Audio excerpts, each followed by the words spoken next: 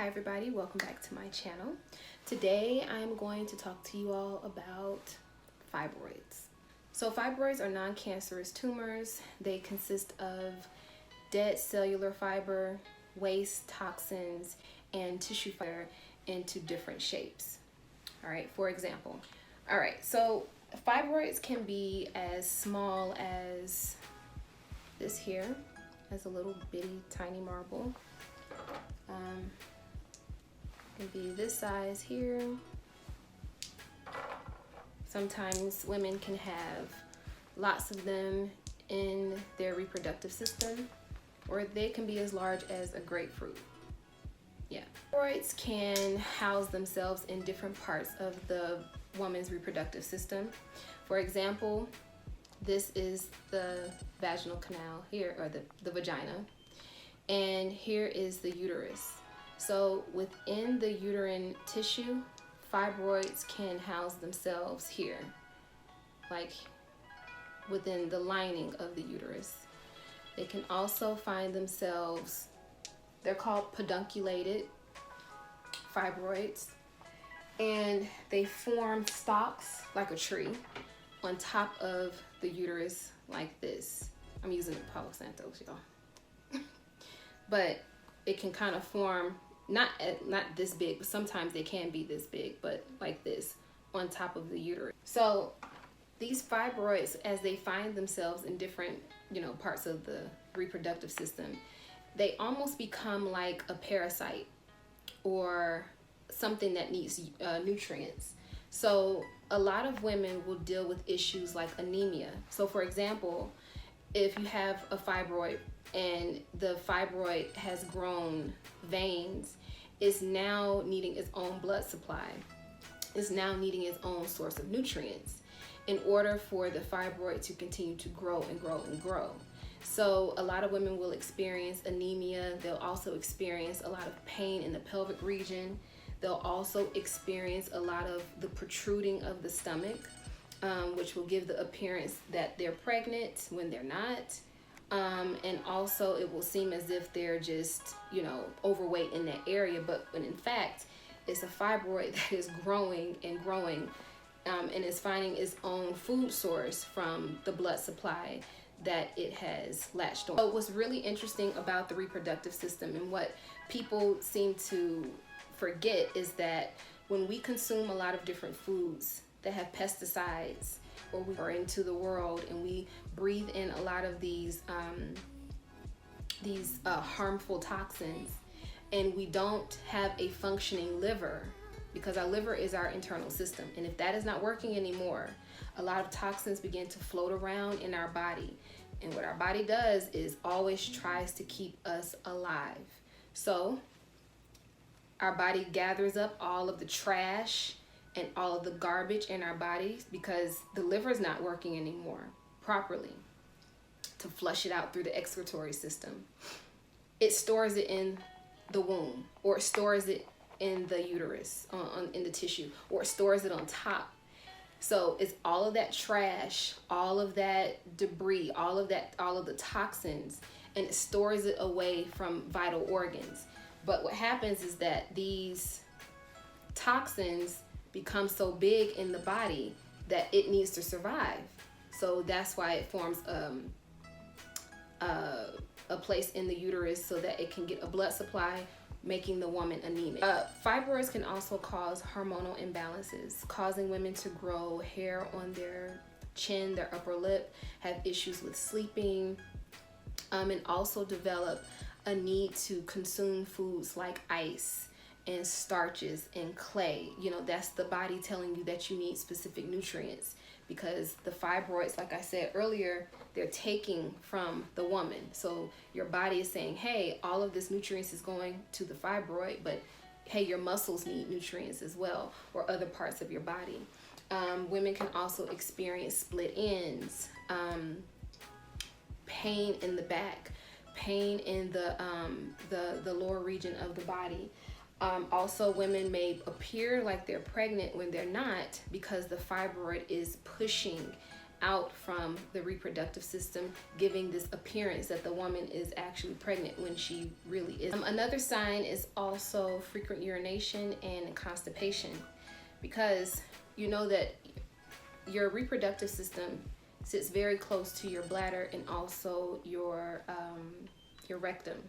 So if you have something that's weighted, it can actually tilt the uterus, pushing down on the bladder and also pushing down on the rectum.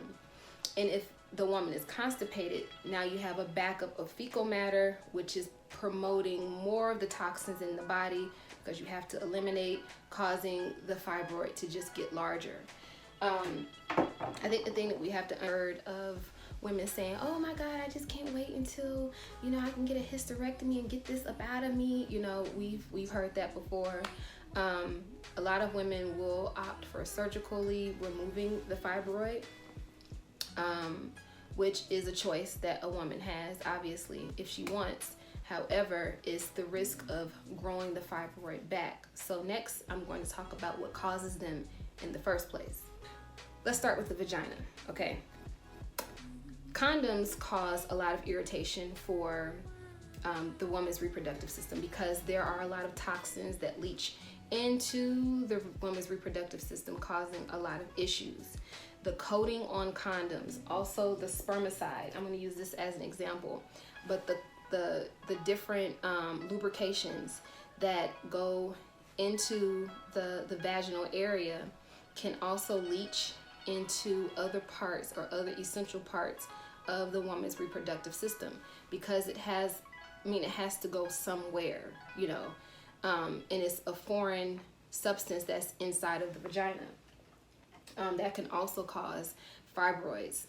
Also, the coating that's on condoms can cause irritation and fibroids for the woman as well. Also, stress causes fibroids for women. The synthetic products that women use in their hair. I think there was a study that was talking about how relaxers actually affect the ovaries. So chemical relaxers, certain hair colors and hair dyes can cause issues for the reproductive system. Makeup, lotions, all of that leaches into the bloodstream and affects the woman's reproductive system, because remember, you have an open womb, is this area, and the toxins have to go somewhere. So typically they latch onto this area to stay away from vital organs. Fibroids can also cause issues with intercourse, because here you have this thing here, and well, you get it, it's knocking up against the reproductive system and is causing pain.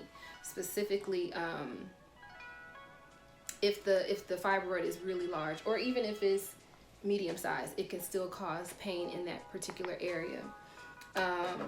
Heavy bleeding is something that women complain about often, and that is also a result of a woman experiencing fibroids as well. You also want to be careful with the type of sanitary napkin and tampons that you use, because some of the sanitary napkins contain chlorine and other chemicals that your vagina can absorb. The vagina has 3 layers of fatty tissue, and so what that means is that it's very absorbent.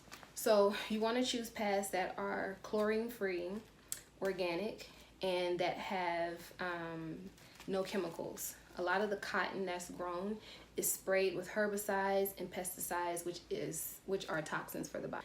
All right, so what do we do about going on and rectifying these issues? So I'm going to tell you different tips that you can use to get you back on the track of greatness. Cutting out sugar, starch, white flour, alcohol, red meat, sodas, all of the things that you may enjoy have to go. And I say all of that because red meat and even some poultry, most poultry contains hormones. And these hormones that they give the animals to grow really, really, really fast so that they can make money, you ingest it and it disrupts your own hormonal imbalances. And fibroids feed on estrogen. So if you have too much estrogen in your system, it can also cause a lot of issues. Soy is also something that you need to take out of your diet, because those things are causing your fibroids to grow. It's like food for your fibroids, all of the things that I listed. Also, you can also take something called a spiritual bath. Spiritual baths are basically detox baths.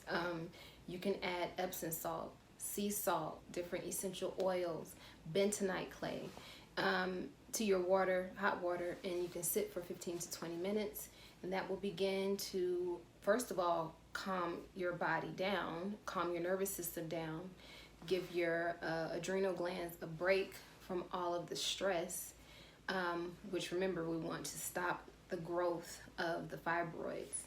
And it can also begin to detox your reproductive system. Another thing that you can do is also rid yourself of toxic relationships.